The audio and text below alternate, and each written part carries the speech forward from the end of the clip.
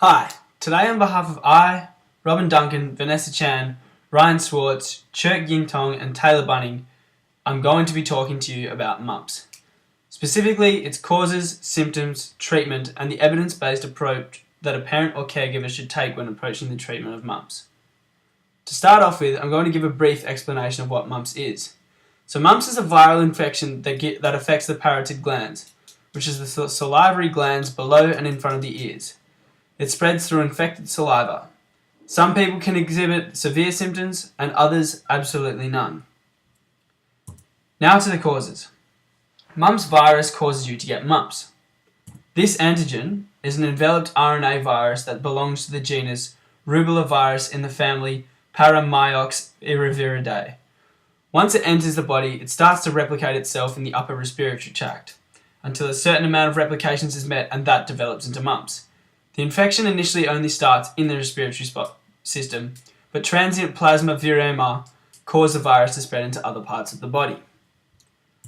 Mumps is extremely contagious and can be transmitted through inhaling air with droplets of mumps virus, as seen in the photo.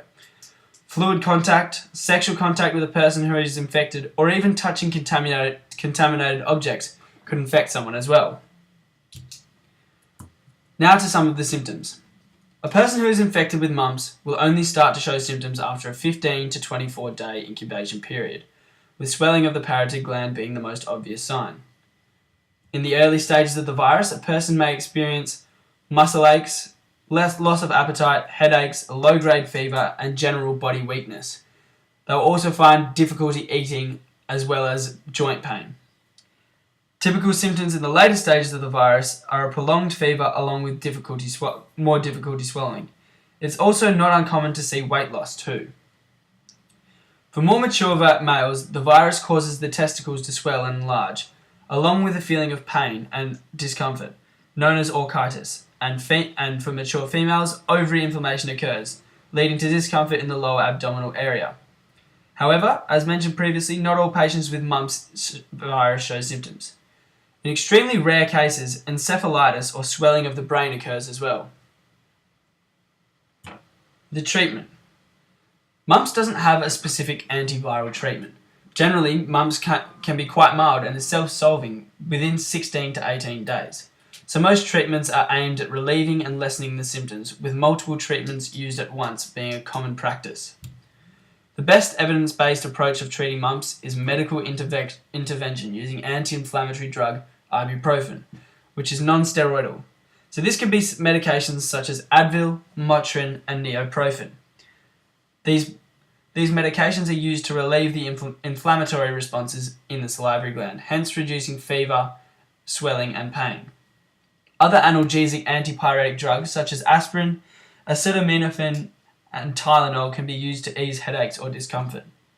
Although this is a more expensive way to treat mumps compared to the less expensive option of topical application of warm or cold packs to the parotid glands, it's still the most effective. The best way of avoiding mumps is frequent washing of hands, general good hygiene, isolating contagious people, and ultimately having the MMR vaccine. Another important thing to do when infected with mumps is keep your fluids up, as the fever-like symptoms will make you dehydrate. In conclusion, mumps is a viral infection that affects the parotid glands and is spread through infected saliva. It's very contagious, and due to the lack of medication to treat diseases caused by virus, mumps is still an untreatable disease.